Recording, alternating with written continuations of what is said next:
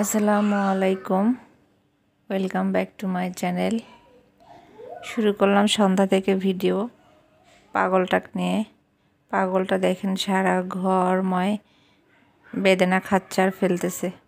এই বেদেনার রস যেখানে ভরে সেখান থেকে আর ওঠে না, কালো হয়ে যায়। ছিললেই হাত কালো হয়ে যায়, খেলে ঠোঁট কালো হয়ে যায়, দাঁত কালো হয়ে যায়, কিন্তু তার এইটাই ফেভারিট ফল। আমি বলতেছি, তুমি একটু দাঁতটা দেখাও তো দেখি, তোমার দাঁত ঠোঁট কালো হয়েছে না। কথা শোনে না, ডালিম একদম চিপা চিপা রস বের করতেছে।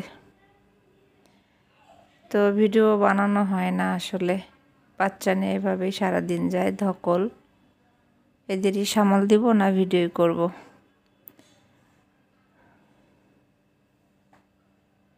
আর প্রচুর ঠান্ডা, ঢাকাতে ঠান্ডা পড়েছে। নিচে বসে থেকে ওরকম করতেছিল। আমি আবার বললাম, বাবা উপরে ওঠো। তো ওর কথাগুলো শুনে খাওয়ায় আমি আবার বললাম, বাবা একটু পড়ো তো, তুমি তো সারাদিন খালি ফলই খাও, একটু পড়ো। দেখেন কি বলে, রিয়েল ভয়েস। তাই হইলো, সুন্দর করে বলো, ভালো করে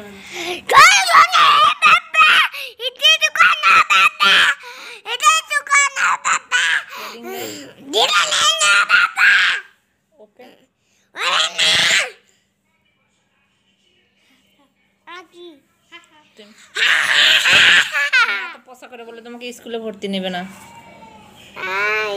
ইয়ে বলো, কি যেন বলে, আতা গেছে তোতা পাখিতে বলে ভালো করে।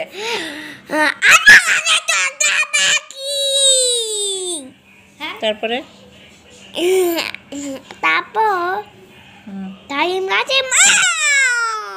তারপরে